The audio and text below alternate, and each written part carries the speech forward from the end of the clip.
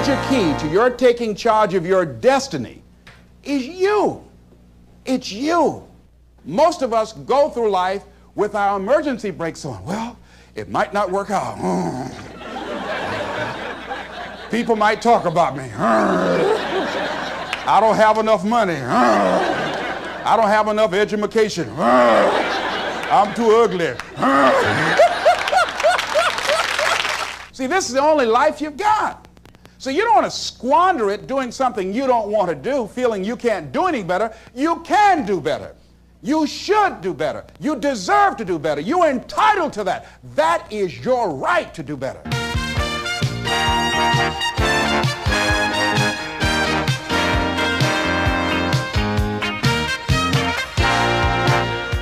Les Brown learned to take charge of his life by following the example of Ms. Mamie Brown, who adopted Les and his twin brother at the age of 6 weeks and raised them single-handedly.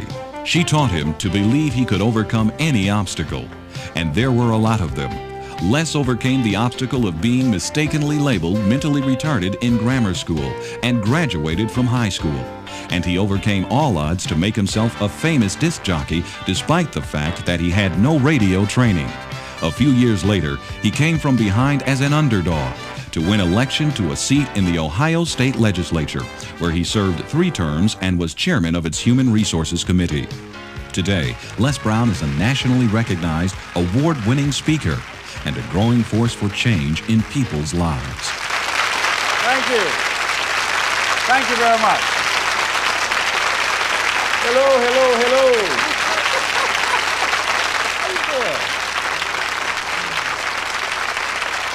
How you doing this evening? Thank you very much. How are you feeling this evening? Great. Whenever somebody asks me how I'm doing, I always say better than good and better than most. And that's what I like for you to say. How are you doing? Better than good and better than most. Shake somebody's hand on your right and left and say, you're doing better than good. You're doing better than good. All right. You know, I like to say that because I believe that we are. We have a lot of things going for us that many of us don't realize, and many of us really never use all the things that we have going for us and ever act on the things that we'd like to act on. And consequently, most of us go through life sleepwalking, never really discovering our true potential, never enjoying life to its full extent. And so, therefore, I think that there are some things that we need to begin to do to take charge of our destiny. How many of you like to take charge of your destiny? Raise your hand, please. Very good. All right. So we're going to do that. And you know, one of the things that really stimulated this, I was with a friend of mine. We were riding back after I'd spoken to her company, and they had a major downsizing. Now they call it right-sizing, when companies reduce the workforce for economic reasons. Well, at any rate, when we were on the plane and she said, you know, I'm no longer going to be with the company. And I said, no. I said, why? She said, well, my division has been eliminated. I said, well, you do have another plan, don't you? And she said, no. I said, but didn't they have something of this nature about a year ago? She said, yes. I said, but did you start thinking that maybe perhaps you need to prepare to do that which you really wanted to do? Because this person that I've known for a long time always wanted to be involved in fashion design. So I said, haven't you been doing something on your fashion designing career? She said, no. I said, but what have you been doing? She says, hoping that nothing happened to me. I said, but hoping is not a process. It's not a method. You know, a lot of people go through life like that. Now, that wasn't really what she wanted to do. But I do a training seminar, and one of the things we ask, what would you do if the unthinkable happens to you? What would you do? If you had an accident, or you lost your job, or you were laid off, or you became ill, how would you provide for yourself if the unthinkable happens to you? And it doesn't always happen to the other person. It can happen to me, it can happen to you. But most of us go through life thinking that, well, just maybe it won't happen to me. That we'll just read about somebody else that will happen to us. Talking to a friend of mine by the name of Maria, who is wheelchair bound, and she said that she had an experience in her life that taught her that she's not immune from life, because she was diagnosed as having muscular dystrophy at age 15. And she figured that was tragic enough. But 2 years ago, Because of a malfunctioning wheelchair, she fell out of a van, struck her head, and suffered a closed head injury. Had blood on the brain, and they said that she perhaps might go blind or she have loss of memory or concentration. And I said, how did you handle that? She said, Les, it was the best thing that could have happened to me. I said, why? She said, because on that day, I woke up and I realized that life is about today. Living today. That whatever I want to do, I do it right now. She said, I enjoy getting up in the morning, looking out of the window, just looking at the grass. She said, because I could have lost my vision. She said, I'm appreciative of just the little things. Shake somebody's hand on your right and left and say, be thankful for the little things. Isn't that important? That we've got to begin to learn how to become thankful for the little things and live in life right now. So I want you to think about your ideas. All of us have ideas and things that we have not acted on. I want you to just think about them right now. E.L. Simpson said that an idea should be like a pen. You know, that a pen that you sit on and you jump up right away to do something with it. So I don't want you to just think about it. I want, when you leave here, I want you to jump and do something with it, all right? Now, so think about this idea. What does it take to be in charge of your destiny? Well, you got to begin to develop some skills, and you got to ask yourself a question. What do you have going for you? What is it that you have going for you right now that's a real plus for you? What is it that you have going against you? What kind of training do you require? What is it that you need to learn? See, you make money only one of three ways in an economy of this nature. You have to have a skill, like I've developed the skill to become a speaker, or have some specialized knowledge, or have a particular product or service that you can provide for the public. John H. Johnson of Ebony Magazine said something very important. He says, there is no defense against an excellence that meets a pressing public need. So any idea that you have, it must fulfill a need for somebody. Once you think about it. Now here's the next step. Don't worry about the fact that you don't have all the things you need in order to make it happen. Decide that you're going to do something about it. Become an active force in your life. See, you've got some talents and abilities right now you have that if you don't challenge yourself to use those talents and abilities, you'll never ever discover the full effect that they can have on achieving all the things that you want to achieve. Most people go through life never using the power they have. You have enormous power to begin to create all the things that you want in your life experience that most people go through life never using. I travel a lot speaking around the country, and I was out of Detroit for around 2 months. I came back to the airport, went in the parking lot, put my key in the ignition, turned the key. Can anybody tell me what happened? Now, can you tell me why the car did not get started? The battery was dead. Why was it dead? I had not been using it. Repeat after me, please. If you don't use it, you lose it.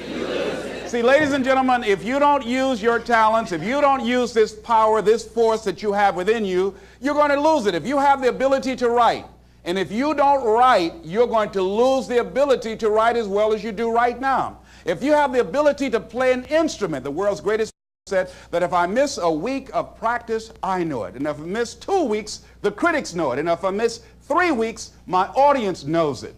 If you have the ability to draw well, and if you don't use that talent eventually, you're going to lose it. If I don't speak often, and at one point in my life, I missed speaking for around 6 months. And when I came up before an audience, I was rusty. I could not get my thoughts together. I could not have the power, the kind of confidence that I needed in order to make it happen.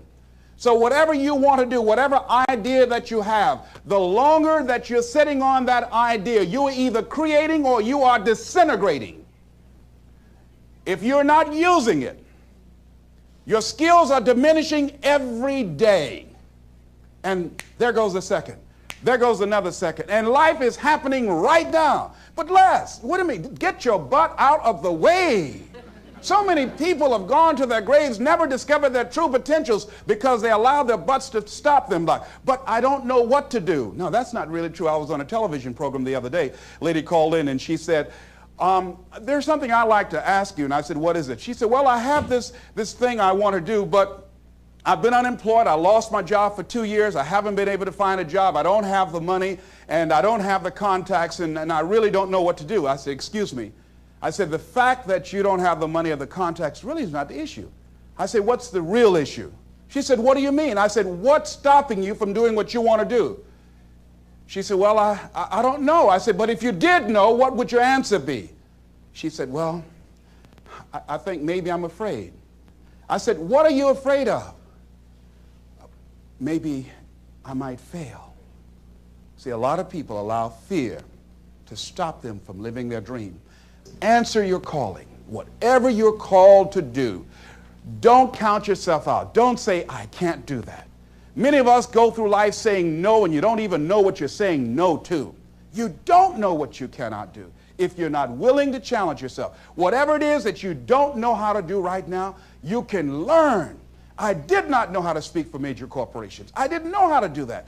But I decided to become a student. If you do your research, if you do your homework, if you make the commitment that I'm going to learn, when you look at what do I have going for me and drop your buckets where you are, decide I'm going to work and get myself together. A guy named Jim Rohn said, if you develop your gifts will take you places that you'll never begin to imagine. And I decided to do one thing. All my life, I've been a jack of all trades and master of none. I mean, I did a little of everything. I was a disc jockey. I was a state representative. I used to be an MC. I used to do public relations work. I used to do door-to-door sales. I did a whole lot of things. But I decided that I was going to do one thing, and I would master that. And after mastering the art of speaking, then I would become a trainer. And after doing that, then I said, I must become a businessman. Just find one thing and just decide that you're going to work with it until it gives you the blessing that you want, and don't let up on it. Just keep right on working it and working it and working it, and knowing that whatever you do, you can better your best, that you can get better at it, that whatever you are achieving right now, it's only a tip of the iceberg of what's possible for you. Now, here's something else that you do when you start working on this dream. Give it everything you got. See, put your heart in it. Most people, when they're working on dreams, they don't give it everything they have. I heard a guy say in a book, the title of it was, All You Can Do Is All You Can Do. And all you can do is enough. Well, see, most people don't do all they can do. Most people go through life holding back. Have you ever had the experience of starting your car and you mash down on the accelerator and the car, boom, wait a minute, hold a minute. Start mashing again, and it was not moving. It was very hard. And all of a sudden you realize that you had the emergency brakes on? How many of you ever had that experience? Raise your hand, all right? Then you release the emergency brakes and then the car moves, boom, unencumbered. Most of us go through life with our emergency brakes on. Well, it might not work out. People might talk about me. I don't have enough money. I don't have enough education. I'm too ugly.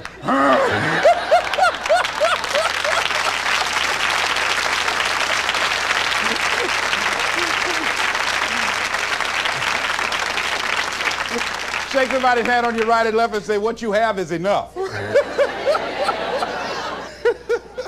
See, you know, there are two kinds of people in life. There are winners and whiners, you know. Most people go through life just whining. I didn't have enough money. I didn't have good credit. They didn't like me, you know. No, life is not about that. See, the major key to your taking charge of your destiny is you. I mean, if you have the credit of Ross Perot, that will help. All right? If you got somebody to co-sign for you, that will help. If you happen to be handsome, that will help, you know. If you have people who will support you, that will help. But all of those things are secondary. The major key to your taking charge of your destiny is you. It's you. And even though you might not have all the things going for you that you would like, you have the power within you as you begin to develop your consciousness, as you hold the vision of what it is that you want to do, as you decide to answer this small voice within you. Because as you respond to this voice that's telling you you ought to do this, the way will come, ideas will come to you.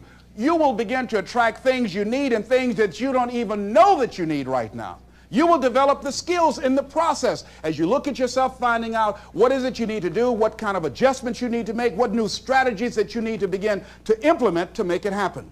But if you don't put yourself out here, if you don't become actively involved in life, If you hold back on yourself and continue to procrastinate, when I saw a speaker who I said, I know if this guy can do this, I know I could do that. That was years after I had made the decision to do it. I was holding back on myself. I kept building up all kind of reasons and excuses to justify why I wasn't acting on my dream. Most people go through life as volunteer victims. They go through life volunteering to be victims, giving excuses on why they're not pursuing their greatness, giving excuses on why they're not doing the things that they want to do, putting it off again and again and again, wasting valuable time. Life is very valuable, ladies and gentlemen. Time is very valuable, and it's very fragile. You've got to decide to do what you can right now, and don't delay. Living your life like a sense of urgency. Repeat this, please, and tell somebody on your right and left. Live your life now. Be happy now. This is not a dress rehearsal. Do that, please.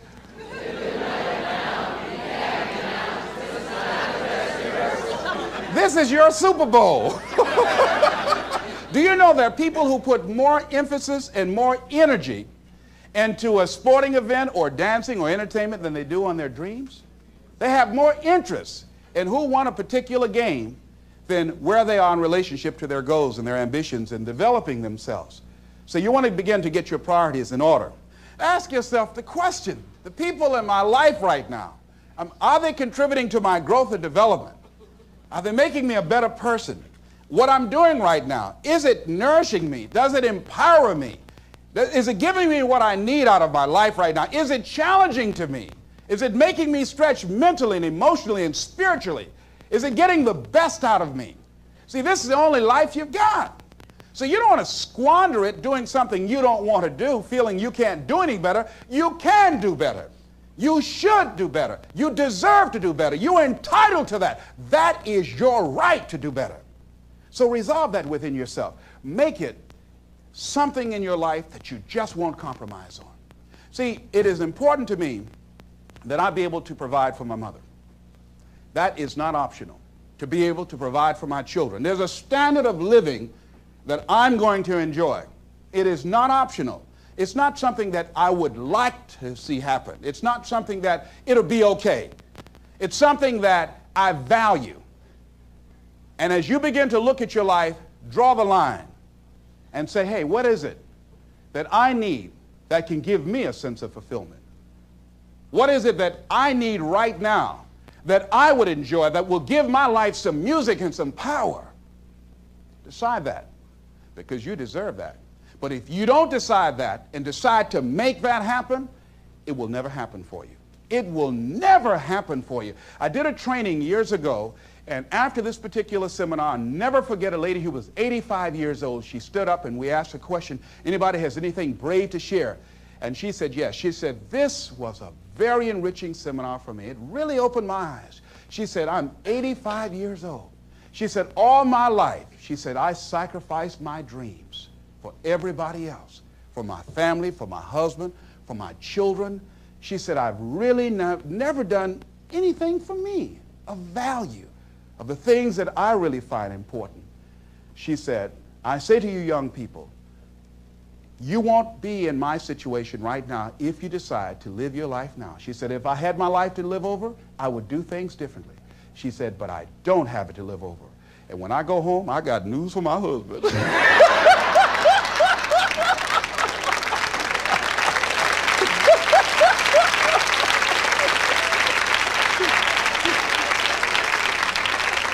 So repeat after me, please. I'm going to live my life now. I deserve that. I deserve that. Okay, now here's something else I want you to realize. Things are going to happen. You've just got to handle it. My goddaughter, Nika Williams, who lives in Columbus, Ohio, just this past week, 3 children in her neighborhood that she went to school with were sitting in a car talking. An intoxicated driver lost control of his vehicle and ran into that car and killed those 3 kids. The children that they went to school with experienced pain and grief and shock, but they became actively involved in putting together the funeral services. And I talked with her. And I said, how you doing, Anika? She said, I miss them. She said, but there's something that I realize, that many of the relationships we have in life, we take casually. And we don't say all the things that we really should say and do all the things with people that mean something to us that we really should do. And she said, I'm going to miss them, but it's really alerted me about how unpredictable life is. And so now she's going to become a very sharing person, more so than ever before, and all of the other young people that were involved. But they were handling it. And as you begin to look at your life, decide to handle things. When you decide that you want to begin to take control of your destiny, there are going to be some sacrifices that you're going to have to make. There'll be things that you're going to have to decide, I got to give this up. I've got to let this go. Many times you will have problems in your personal relationships. When I decided to become a motivational speaker, I was gone sometimes for weeks when I left home before coming back. And I'll never forget, I did a big major rally for a guy by the name of Dexter Yeager, a big Amway rally called Free Enterprise Day. And after speaking, people were chanting, "We want the motivator, we want the motivator." Well, I was excited. So I ran back to the phone after I came off stage and I called the young lady that I was dating then. I said, look, I said, I wiped them out. They love me. They were saying, we want the motivator. Listen, they're saying, we want the motivator. We want the motivator. So she said, Les, I need to tell you something. I said, what? And I heard a voice in the background said, hurry up and tell him. I said, who's that? She said, Les, you've been gone so long. I said, yes, I've been working on a dream, and I'm sorry, the relationship is over. What? You gotta be kidding me. I said, hang up. I said, wait. And they said, Mr. Motivator, come on. I said, hold a minute, wait. They said, Mr. Motivator, come down. I said, okay. I went outside, I looked at the people, I said, you got to have a dream that's real big.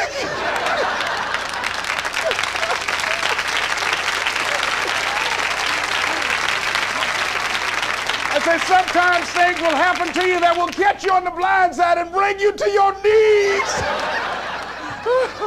I went back to the hotel, but they had to pull me off stage. I was out there and said, you got to have a larger vision. You got to be hungry. They pulled me off. I said, and you got to stay motivated. They said, come on, motivator. They were turning the lights off. The janitors wanted to go home. I wanted to keep on for me. So they took me to the hotel. They gave me my check. And I was walking in the room trying to find the Gideon Bible.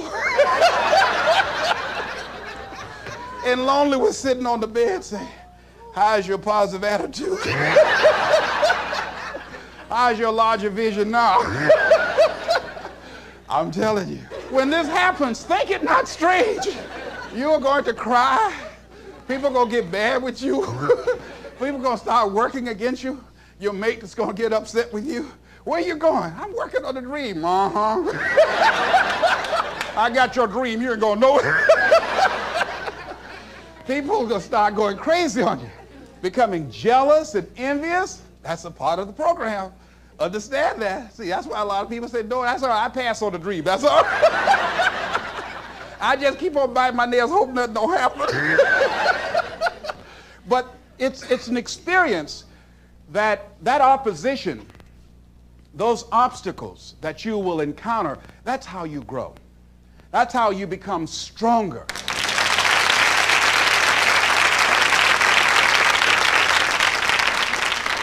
Now, will there be some tight moments? Will there be some times that you want to give up? Yes. Here's something I was reading that Harriet Beecher Stowe said. She said, when you get into a tight spot and everything goes against you until it seems that you cannot hold on for a minute longer, never give up then, for that is just the place and time that the tide will turn. Never give up then, and that is so important. When you're working on doing the things you want to do and fulfilling your dream, and things happen, there are times when your energy feels so depleted that you want to give up, that it looks just totally impossible. And I can tell you from my own personal experience, don't give up then. That's when you've got to fall forward, when life is kicking dirt in your face. Don't give up then. That's when most people turn back. Most people will tuck their tails between their legs and they will run in the opposite direction and say, that's all right, life, I don't want this. All right? No. If you've decided that this is what you want to do, you've got to become courageous to stand up within yourself, to face it and step forward. And ladies and gentlemen, that is what gives your life meaning. those things will begin to strengthen you like you can never begin to imagine. And I tell you, one of the most painful experiences I had in my life was also one of the most enriching, because they say that pain opens the space in the heart for joy. And because I did not buy into something, because I caught myself at a critical point and was able to back up and look at it, I was able to become free of the effects of what could have been a tragic situation for me and move on and do something about it. But I learned in the process that I had to learn to surrender and give certain things up. See, in life, everything that happens to you, there's a lesson in it. There's a lesson in it for you. If you look at it, whatever happens to you, just look at and view life that you're a student of the universe and say, what's in here for me to learn? One of the most tragic things that happened to me that could have been a tragedy was when I wanted to buy my mother a home, and I did that. And in my haste, and it was the first major purchase of property that I ever made in my life. And so I was naive. And so when we were sitting there at the closing, the attorney said, have you done a title search? And I said, what's a title search? And she said, well, that's when you check to see whether or not there are any liens against the property before you purchase it, so that you don't inherit any financial obligations of the previous owner. So the guy interrupted, said, look here. He said, the only reason that I'm selling you this house, and I'm doing it at a loss, I can actually make more money. But the only reason that I flew here from Philadelphia to sell you the house specifically is because I admire the fact that you're adopted and you want to buy this home for your mother. And he said, there are no liens on the property. I just want to help you. So I looked at my attorney. I said, I believe him. She said, Les, this is business. I'm not questioning his integrity, but I advise you not to sign the contract now. I looked at him. He said, if you're not going to do it, man, I'll just go ahead on and make the money that I was going to make. I said, okay, no. I want to do it. I said, I'll do it. So she said, okay. She said, this is not the last house in the world. I signed the contract. After being in the house for around 2 months, I received a notice that I had to pay a lien of $25,000 or I had to get out of the house. I called the attorney. I said, look here, sir. I said, my name is Les Brown. I'm the new owner of this property. I said, I bought this home for my mother. I said, she's 80 years old. I said, she has a bad heart, a serious condition. I said, and I just cannot give up this home. And I just exhausted all of my resources to buy the house. It's all I have. I said, can we work out some kind of monthly payments? I don't know how much I can get, but if you can work with me, I guarantee I'll give you my word. I want to keep this home. I'll pay you back. He said, we want the money in 6 weeks or you have to get out of the house. It's going to go on the auction block. I said, oh. I said, but I borrowed everywhere I could just to get the $12,000 to put down on it. He said, mister, that's not my problem. You should have had a title search done. So I went back home and I worried for weeks. I lost around 23 pounds. I would go home to catch the mail so my mother wouldn't get it. They put a listing in the newspaper. People were driving around, wanted to come in the house to look at it. So I put a sign out front saying that the newspaper article was an error, saying that the house was up for sale.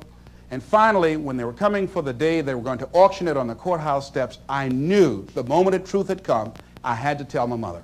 So I walked all night that night. Around 2 o'clock in the morning, the children were asleep, my mother was asleep. I said, Lord, I said, why did this have to happen to me? I said, I'm trying to do the right thing. I want to provide for Mom. I'm not out stealing and robbing. I want to provide for my children. I said, why did this have to happen to me? I was personalizing. I was feeling like a victim. And so finally, I had to go in there and I had to tell my mama. So I kneeled by the bed. I said, Mama, I got something to tell you. She said, what? I said, we've got to move out the house. She said, why? I said, well, because of the fact that I made a mistake and I signed a contract when I should have had a title search done, and I can't pay the $25,000 outstanding lien against it. She said, good, I don't like this house anyway.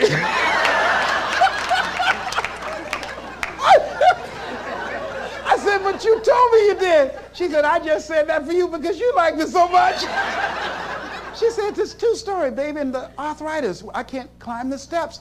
But you told me you could, Mama. Oh, I just did that for you.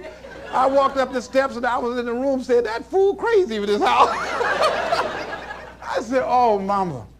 So I'll never forget when we had to pack up and go back to the old house we had moved out on in Liberty City, right down the street from Miami Northwestern High School. And the neighbors were out looking. Isn't that Mamie's boy? And they're coming back, you know?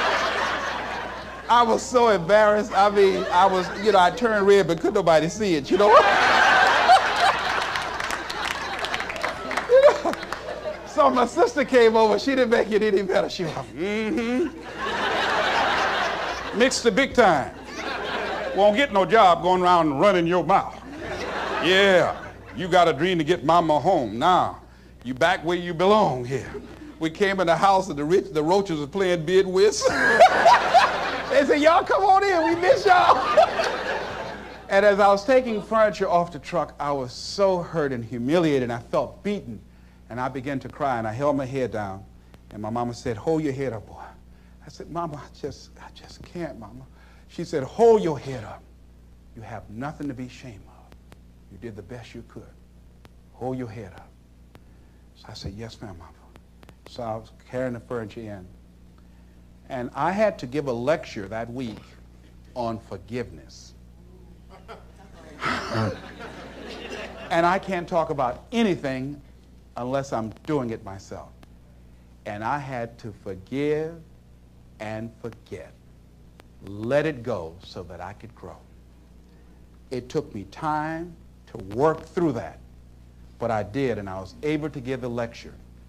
And to this day, I can't even remember the guy's name.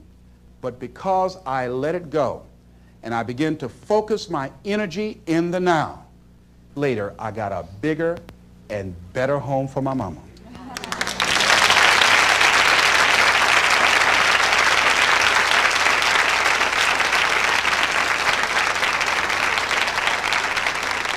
Here's what I learned from that. That was not the last home in the world. There were other homes. If I had just been willing to just let it go, he who cares less wins. And the guy called and said, you got to get out of there. If this is what happened, I could have, through worry and stress, I could have had a heart attack over a house that my mama didn't even like. Do you follow what I'm saying? So I now realize, hey, it's only things. And it's okay, they are replaceable. I lost everything except my spirit, and except the love of my mother and her respect and the respect of my children.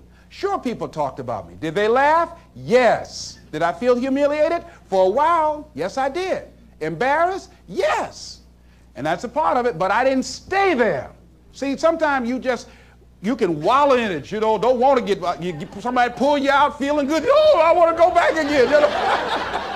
No, don't wallow in self-pity. And there are people who will help you. You call them up and they'll give you a pity party, all right? No.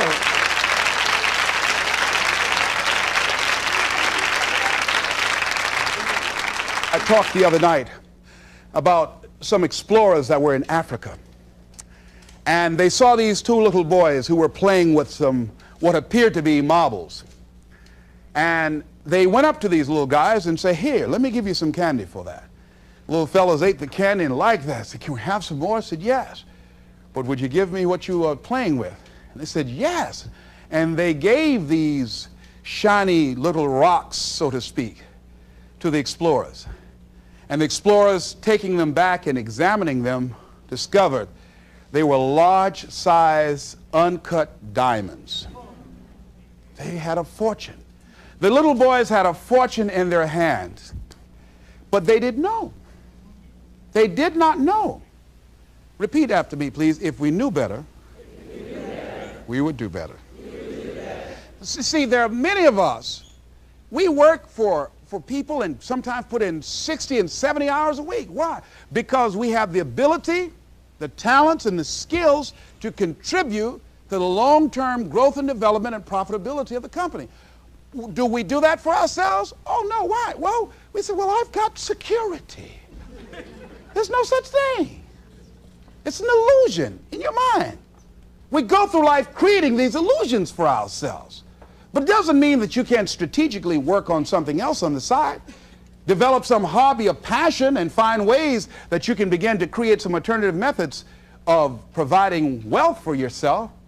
See, you know, money is not important to me, but Rita Davenport said it's right up there with oxygen.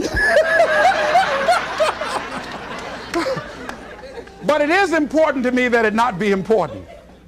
I got that from Rhea Steele. That's important. It is important to me that it not be important. Make it important to you to live your dream. See, how many of you fly airplanes? You've been in an airplane? Raise your hand right. How many of you ever lost your luggage? Raise your hand, please. Raise your hand. All right, very good. Now, how many of you, if you knew your chances of getting to your next destination were as good as your luggage, would you still get on an airplane? No, no hands went up. You know why? You know why you could get on the airplane where your luggage is supposed to go and you show up and your luggage does not show up? Because the airline has made human cargo getting to the destination important, more important than the luggage. Aren't you glad? She said, yeah, I ain't gonna fuss no more. So as you begin to look at life, as you begin to look at the things you want to do, decide that you're going to become the active force in your life. Decide that you're not going to go through life feeling like a victim. Decide that when things become challenging, and they are, that you're not going to personalize it, that you're going to look at it and you do whatever you must do in order to work things out and learn from it. Learn from it. That's the key.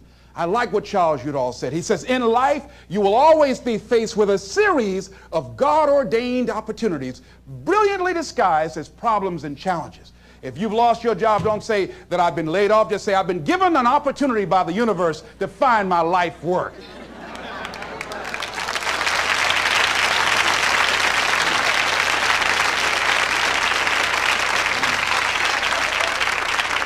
So as you view all of the things that happen to you as an opportunity, now you're taking it from a different perspective.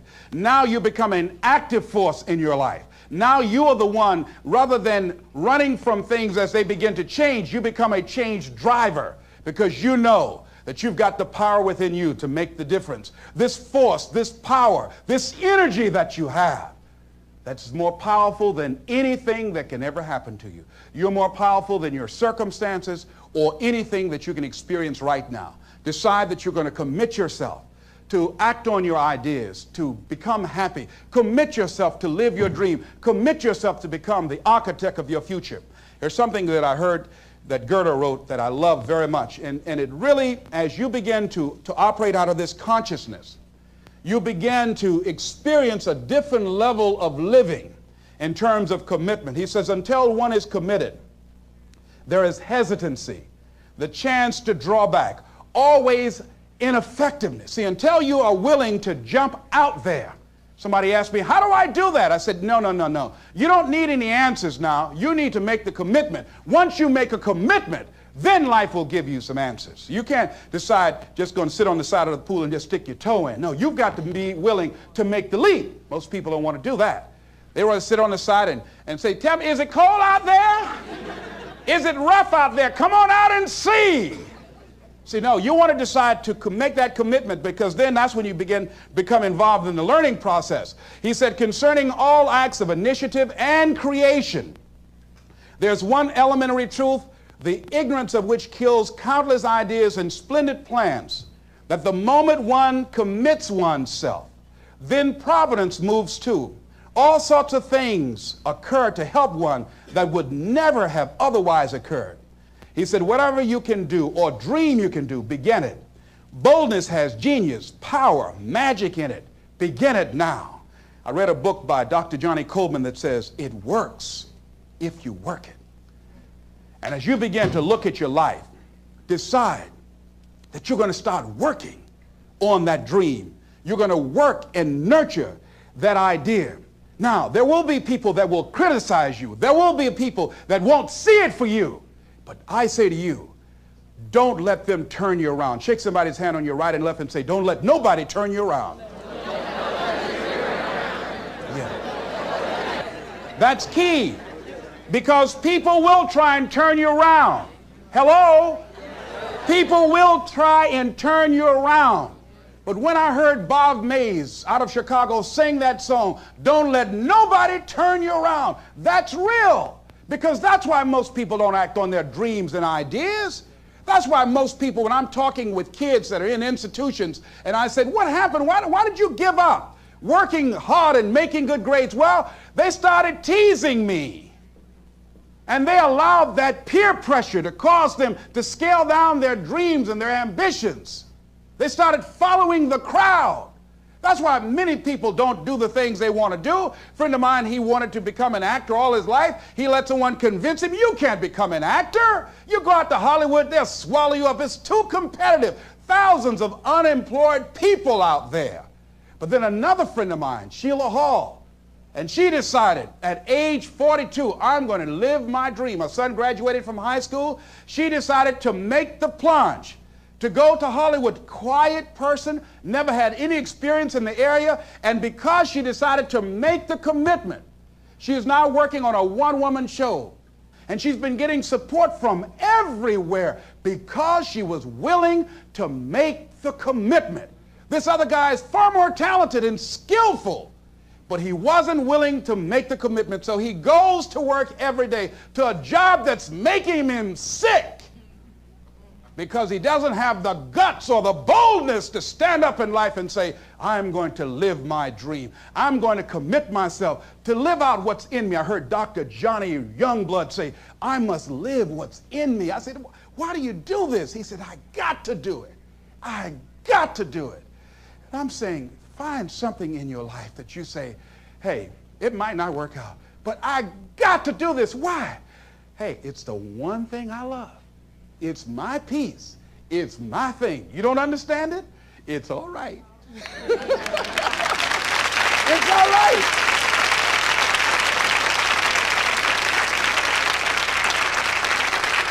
You don't need anybody to understand it. You don't need anybody to approve you. You don't need anybody to say, "Go ahead on and do it." If you get that, that's fantastic. If you get that encouragement, that's great. But I say stand up within yourself boldly and say, "This is my life. I'm controlling my destiny." This is Mrs. Mamie Brown's baby boy, Leslie Calvin Brown, saying it's been a plum-pleasing pleasure as well as a privilege. Thank y'all here.